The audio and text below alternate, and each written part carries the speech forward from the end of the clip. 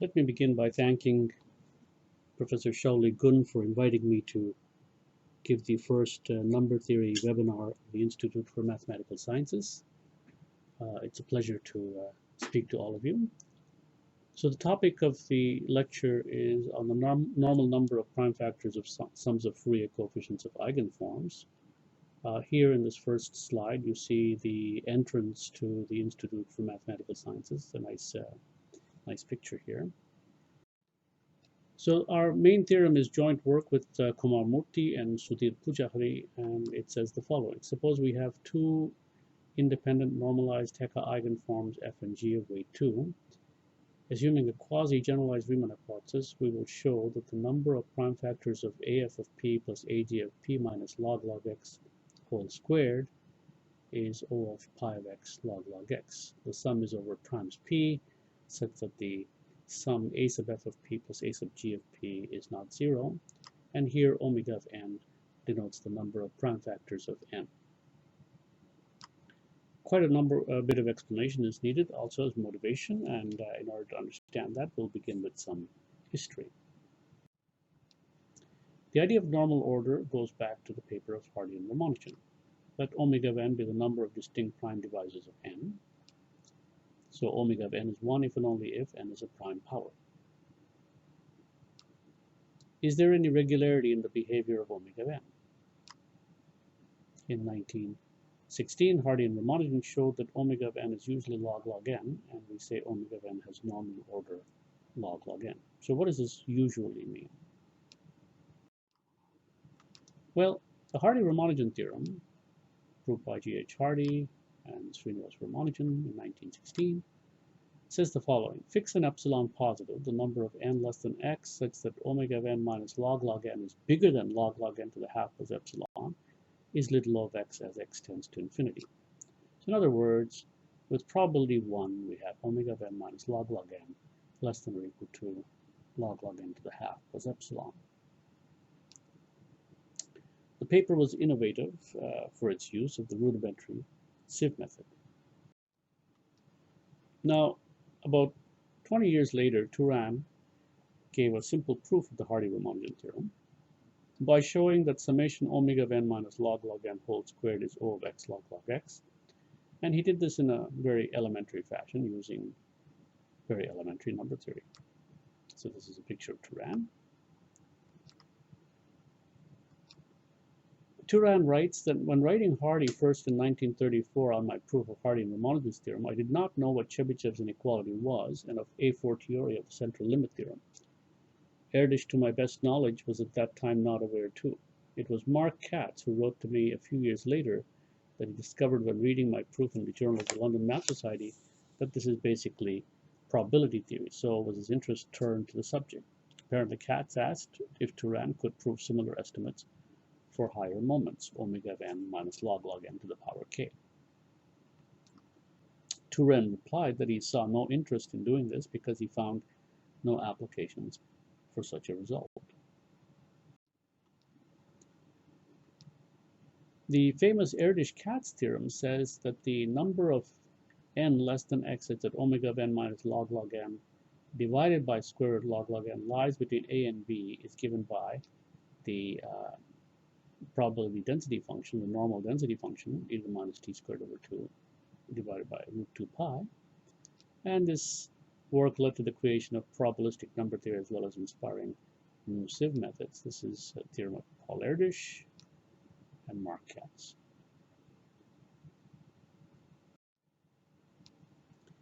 Now, Mark Katz, on Turan's proof, makes some comments.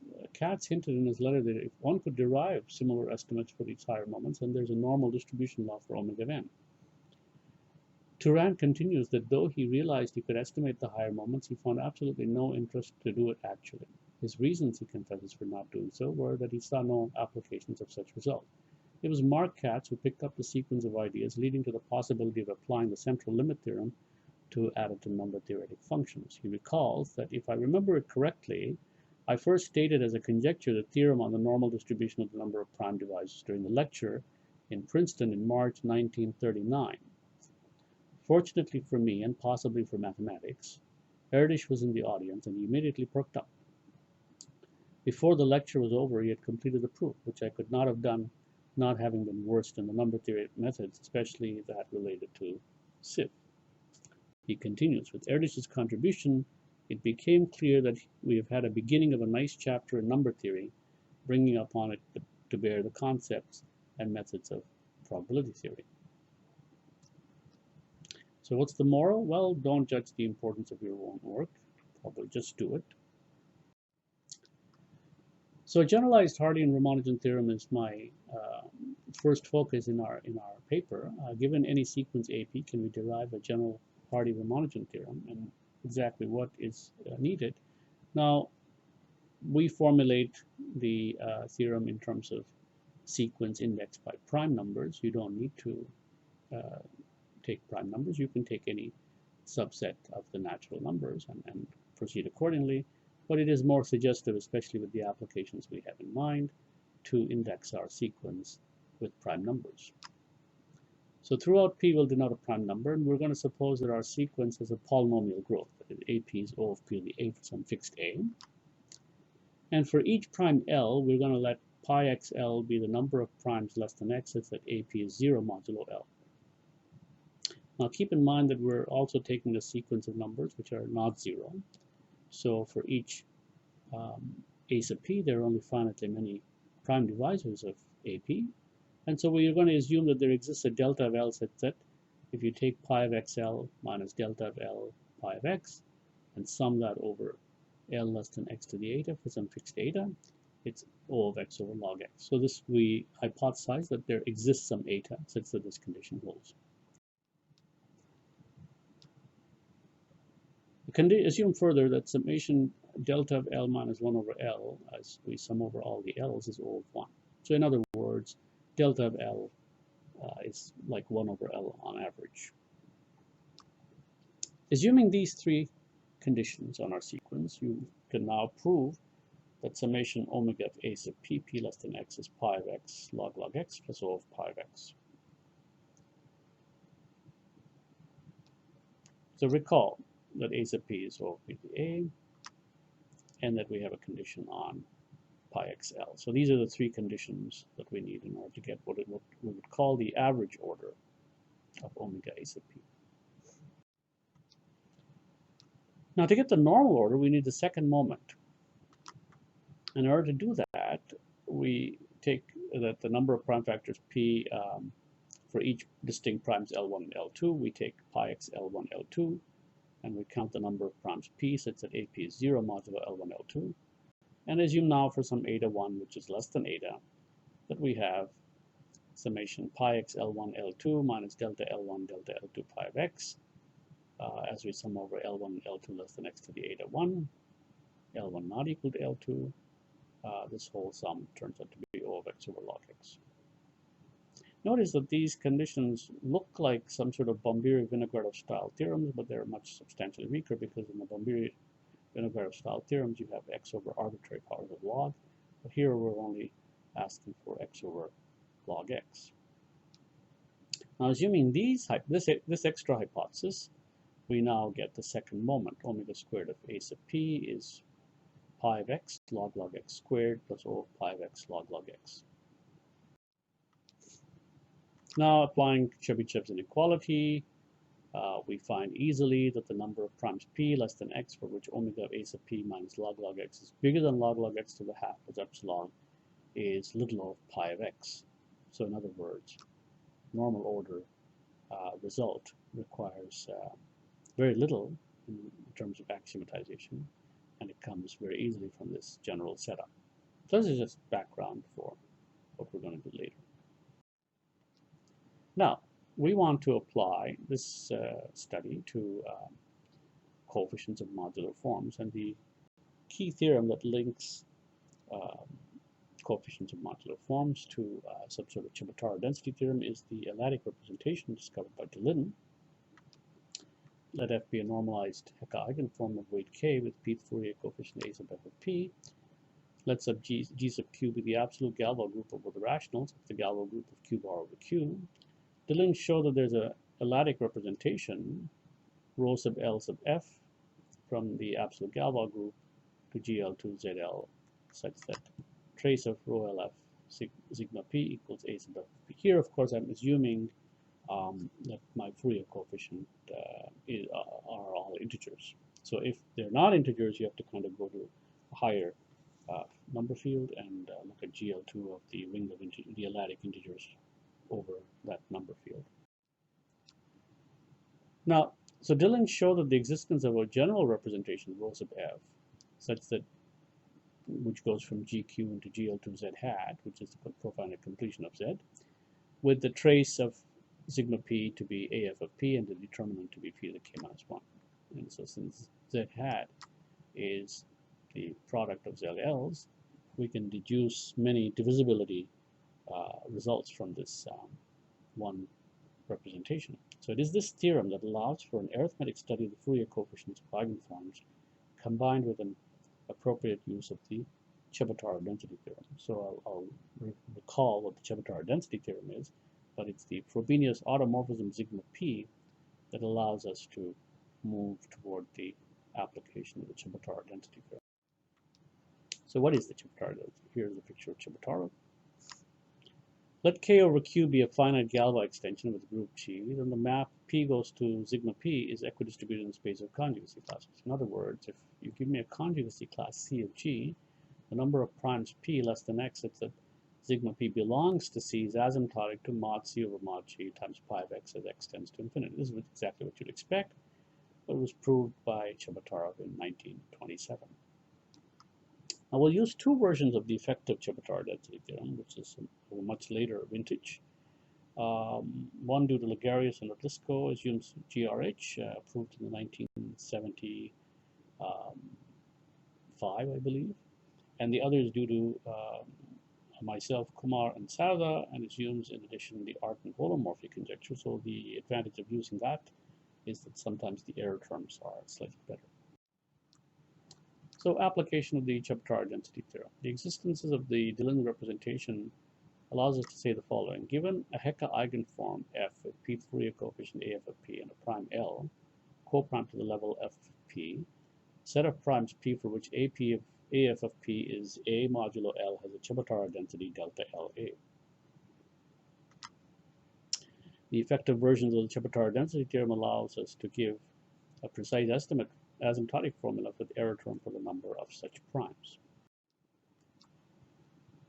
So now we can study the normal number of prime factors of Fourier coefficients of modular forms. This was actually the strategy applied by myself and Kumar in our two papers studying the normal order of omega of tau of p and omega of tau, and here tau is the celebrated Ramanujan tau function. So the two papers go back to 1984. And they were, one appeared in the Duke Journal in which we just studied the normal order, and the second paper is a follow-up paper where we proved the analog of the Erdos-Kac theorem for these Fourier coefficients of modular forms. So Deligne constructed the representation attached to two modular forms, but he said nothing about its image. This was done by Ribbett for level 1, Momose for higher level, and recently Lafleur for 2 or more eigenforms. And what does this theorem say? It says that if you take two eigenforms f and g of weight kf and kg, then either the image, the product image rho f, so rho f exists by Deligne's theorem. So let's look at the product representation rho f cross rho g into GL2 z hat cross GL2 z hat, and here again I'm assuming that the Fourier coefficients are integers. Then the image is open, or the two weights are equal, and f is a Galois conjugate of a twist of g. So in other words, unless for obvious reasons, the two modular forms are more or less independent. So we will say, when the image is open, we'll say that f and g are independent.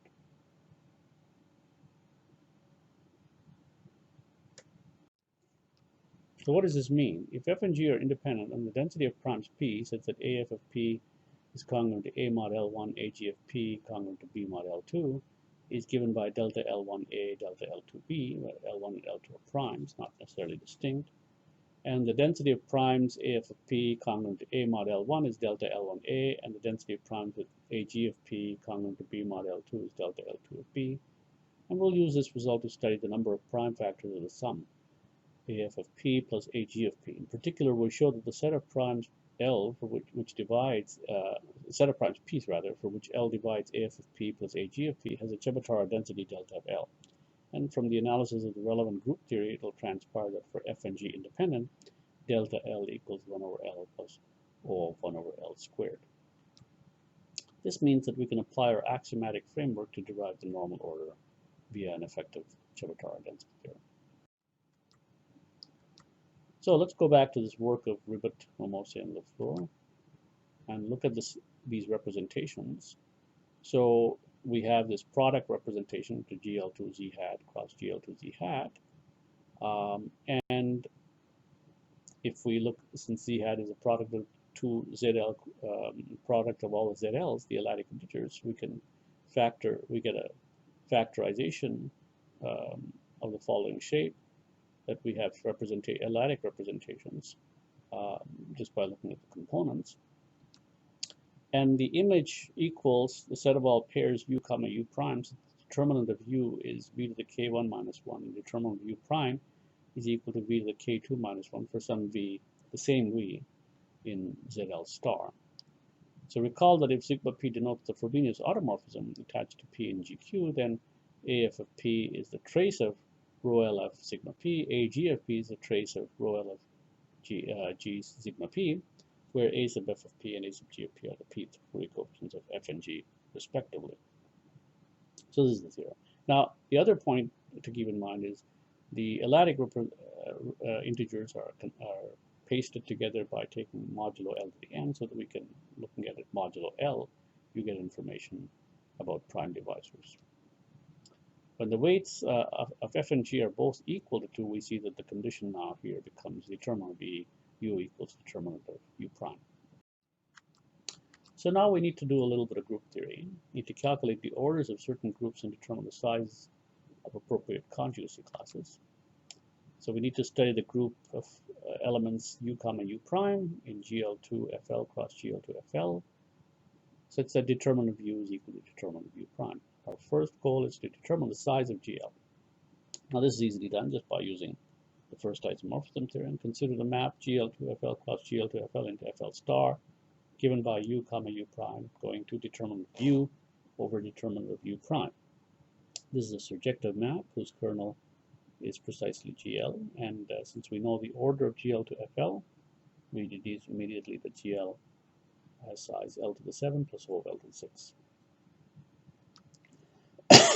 We need to study the size of the following subset, GL of GL, namely the collection of elements U comma U prime, such that trace of U plus trace of U prime is equal to 0, and determinant of U equals determinant of U prime. The reason we need to study that is because that's the density of elements for which L is going to divide AF of P plus AG of P. So let's have a look at the character table. It's a standard material. In any good group theory book, you can find these tables. The conjugacy classes of GL2FL are of 4 types. One are called central elements. It's just A times the diagonal. A times the identity. Then you have the parabolic elements, which look like A1, 0, A not 0. Then you have so-called hyperbolic elements, which are essentially diagonal matrices with B not equal to D. Then you have these split CB epsilon BC, where epsilon is a non-residual modulo L. And you just do the routine calculation of the character delta of L, and it turns out that the conjugacy class that we're interested in has size L to the 6 plus L to the 5, and therefore delta of L looks like 1 over L plus O 1 over L squared. Now we have all the ingredients to apply the effective Chebotarev density theorem. In the sharpest form, I'm going to assume the version that Kumar, myself, and Sarada proved in the 1985 paper, where we assume the arc and holomorphic conjecture, where you get a better error term, get CL to the half instead of CL. And when we see the number of primes p less than x is given by that. And so essentially we have the ingredients to verify our axiom 2 and 5. So recall what these axioms were. On the one hand, we have delta of L is equal to 1 over L plus O 1 over L squared. Therefore, that condition on delta of L being essentially 1 over L on average is satisfied. Then we have this condition on pi xl minus delta L pi x is less than x over log x, L less than x to the eta, for some eta. Now, of course, in applying the strong version, we have a precise version of eta, but here we only need the existence of an eta positive, and that's why we say it suffices to have a quasi-generalized Truman hypothesis. And again, with that representation of Deligne, you can see that pi star xl1 L2 minus delta L1 L2 pi of x is also less than x over log x, where pi star is the set of elements primes p less than x for which AF of p plus AG of p is not 0, and L divides that sum. Now, we need to check how many elements are there for which the AF of p plus AG of p is 0. This again is done by Chebotarev. And we can prove, we don't need a sharp result for the time being. Let's just say this result would suffice. Using the Chebotarev density theorem, you can get a result of this type x to the 7/8. I think we can actually do slightly better, although we haven't completed it yet, but I think this 7/8 can be replaced by 7/9. Anyway, injecting our estimate for SL and GL into our formula, we get the number of primes which vanishes is bounded by pi of x over L plus O of L cubed x to the half log n Lx. Recall capital N is the maximum of the levels of f and g. And if you choose z to be x to the 1 over 8 log x and choose L to be a prime between z and 2z by per-trans postulate, we can do this. We find that we get the result that I'm claiming here in this particular slide. So finally, let me make some concluding remarks. Eigenforms of weight 2 with integral coefficients correspond to elliptic curves, so our results really have implications to this theory. You don't need to consider only sums, AF of p plus AG of p. You can consider the normal number of prime factors of a polynomial evaluated at AF of p and AG of p, where p of x is a polynomial with integer coefficients. And so what we discussed right now has been p of xy is x plus y. The analog of the Erdos-Kac theorem can also be derived from the techniques presented here. The use of the GRH can be relaxed considerably. Artin's holomorphic conjecture is not needed. A quasi-GRH is sufficient, and even weaker conditions will work, but these weaker results are beyond the range of our current understanding of the analytic theory of Artin series. The case of higher weights branches into two separate cases. The case of equal weight and unequal weight, both can be treated, and we hope to complete that calculation soon. It should be possible to extend the study to 3 or more forms, but this would require more detailed group theoretic calculation. So basically, this is the beginning of a program of research in which some interesting representations, Galois representations, combined with analytic number theory, combined with some algebraic number theory, combined with some group theory, leads to some very interesting results in what would be called probabilistic theory of Fourier coefficients of modular forms. So thank you very much for your attention.